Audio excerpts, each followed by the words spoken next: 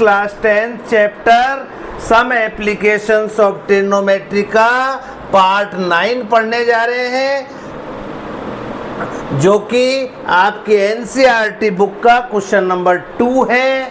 तो क्या है बच्चों, बड़ा इंटरेस्टिंग और वेरी वेरी इंपॉर्टेंट क्वेश्चन है। ये क्वेश्चन एग्जाम बोर्ड में काफ़ी बार आ चुका है, इसलिए आप वीडियो को ध्यान से देखिए, मन लगा के देखिए और वीडियो देखने के बाद अपनी नोटबुक में इस क्वेश्चन को ज़रूर नोट कर लें। ये मेरा प्रॉमिस है, आपको वन शॉट में क्वेश्चन को मैं समझाऊंगा और यदि आपने वीडियो को ध्यान से देखा तो आपको भी वन शॉट में ये क्वेश्चन क्लियर होगा। ये मेरा प्रॉमिस है आपसे, पर आप अपनी नोटबुक में ज़रूर नोट कर ले। वेरी वेरी इंपॉर्टेंट लिख ले इस क्वेश्चन के आगे, काफ़ी बार रिपीट हो चुका है बोर्ड एग्जाम में ये क्वेश्चन। तो चलिए अब हम क्वेश्चन को स्टार्ट करते हैं बच्चों। क्या है question? A tree breaks due to storm. एक ट्री है ए बी, जो आपके सामने फिगर में बना हुआ है।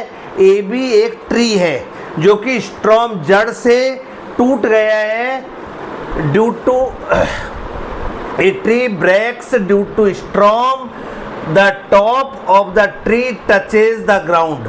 और जो टॉप है and the broken part, sorry दोबारा स्टार्ट करते हैं। Tree breaks due to storm and the broken part जो है बेंड हो गया है, so that top of the tree touches the ground. अब जो पॉइंट है सी से ये ब्रेक हो गया है, बेंड हो गया है बच्चों। ये ट्री जो ए बी है स्टॉर्म से टूटा और सी पॉइंट से बेंड हो गया, और बेंड होकर जो बी पार्ट है वो टच होके डी पॉइंट पर आ गया। इसका मतलब बी सी जो पार्ट है वो सी डी है। तो बी सी और सी डी इक्वल है। तो A B is the tree height, इसको अपन h मीटर की हाइट से नाम दे देते हैं। ए बी पूरा एक, A B is the tree, height h metre है इसकी, सी पॉइंट से ये बेंड हुआ। तो और जो टॉप है वो इसका टच हो गया डी पॉइंट पर। तो बी सी और सी डी इक्वल है बच्चों, B C equal to C D. अब देखिए बच्चों, जिस पॉइंट से ये बेंड हुआ है तो कितना बेंड हुआ, अपन ये सपोज कर लेते हैं। ए सी जो है, लेट ए सी की लेंथ को अपन x मीटर मान लेते हैं। तो आपका ये बी सी और सी डी कितना हुआ बच्चों? h माइनस एक्स हुआ। टोटल h है, h में से x माइनस हो गया तो h माइनस एक्स बचा, और h माइनस एक्स ही डी सी है, सी डी है। तो आपको ये क्लियर हो गया होगा। और इसकी जो ए पॉइंट से और डी पॉइंट तक डिस्टेंस है ए डी जो है वो 8 मीटर गिवन है। चलिए आगे पढ़ते हैं। A tree breaks due to storm. दोबारा क्वेश्चन को रिपीट कर रहा हूं मैं, बहुत इंपॉर्टेंट क्वेश्चन है। A tree breaks due to storm, जड़ से टूट गया है, एंड द ब्रोकन पार्ट जो है बेंड हो गया, सी पॉइंट से बेंड हुआ, so that the top of the tree touches the ground. जो टॉप है बी वो ग्राउंड को टच हो गया, making an angle of 30 degree का एंगल बनाया। The distance between the foot of the tree, foot of tree, and to the point where the top touch, जहाँ से टॉप टच करा है, is 8 मीटर गिवन है। Find the height of tree आपको find out करनी है। तो अपन ने ए बी जो है हाइट ऑफ ट्री को h मान लिया, जहाँ से बेंड हुआ फुट से, और बेंड होने की डिस्टेंस ए सी जो है उसको आपने x मीटर से सपोज कर लिया है। अब ये पूरी h है, उसमें से x से बेंड हुआ, तो ये बी सी जो है h माइनस एक्स बची बच्चों। और h बी सी यदि h माइनस एक्स है तो सी डी भी एच माइनस एक्स बची। और जहाँ एंगल टॉप टच हुआ फुट से और टॉप के बीच की बिटवीन जो डिस्टेंस है वो 8 मीटर है और एंगल ऑफ एलिवेशन 30 डिग्री का बना रहा है। चलिए तो क्वेश्चन स्टार्ट करते हैं बच्चों। तो अब देखिए आपका यदि ये अपन को ये भी चाहिए और ये भी चाहिए तो ये परपेंडिकुलर है और ये हाइपोटेनियस है। तो in triangle in right angled triangle ACD में sine 30 degree perpendicular upon hypotenuse होता है बच्चों। और परपेंडिकुलर का नाम आपके फिगर में AC है और हाइपोटेनियस का नाम CD है। तो AC आपके पास कितना है x है और CD आपको गिवन है h माइनस एक्स। तो माय डियर स्टूडेंट साइन 30 की वैल्यू 1/2 होती है x upon h minus x.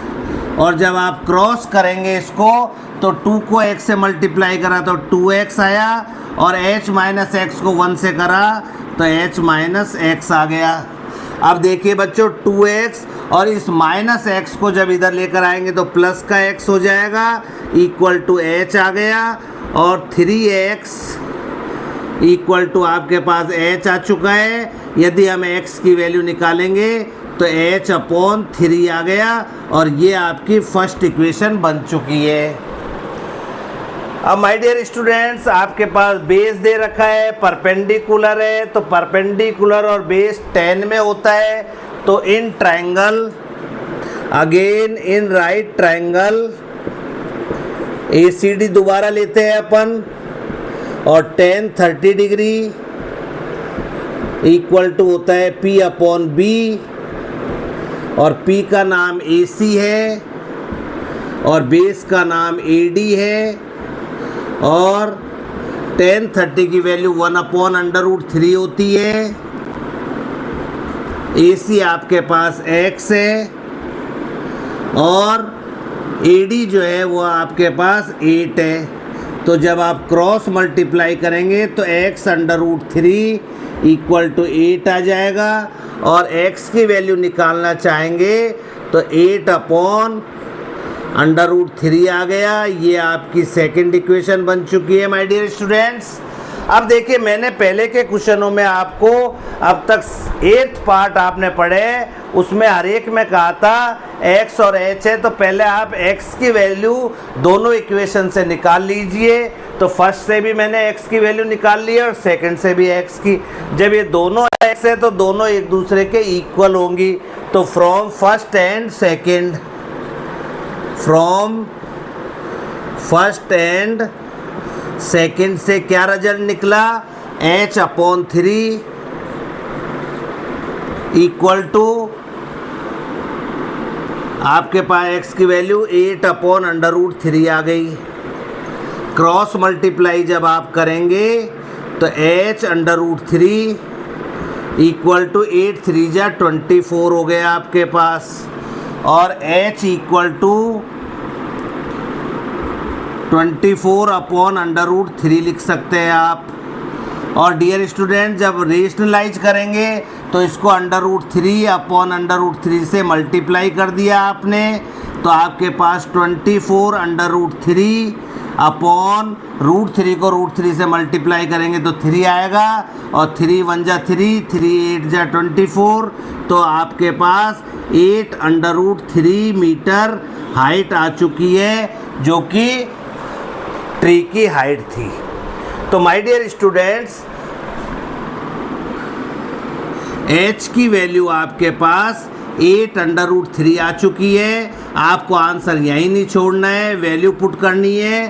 तो 8 इंटू 1.732 और आप जब इसको इससे मल्टीप्लाई करेंगे तो 8 2 जा 16 कैरी 1 8 3 जा 24 और 1 24 और 1 25, कैरी 2, 7 8 जा 56 और 2 58, कैरी 5, 8 1 जा 8 और 5 13 और 3 के बाद डेसिमल। तो ये आपका आंसर पोल की आपके पास ट्री की हाइट आ चुकी है 13.856 मीटर। अब my dear students, from first से देखिए आप, फ्रॉम फर्स्ट इक्वेशन से तो आपको केवल find the height of tree find out करना था, जो कि आपके पास आ चुकी है माय डियर स्टूडेंट्स, और आपको कुछ निकालना नहीं है। तो यही आपका आंसर है माय डियर स्टूडेंट्स। तो मेरे को जहाँ तक आशा है आपको ये क्वेश्चन क्लियर हो गया होगा। आप वीडियो कैसा लगा, वीडियो आपको समझ में आ गया, कमेंट करके बताइए, और लाइक और शेयर करना आप भूलेंगे नहीं। गुरु दक्षिणा के रूप में लाइक और शेयर ज़रूर करेंगे।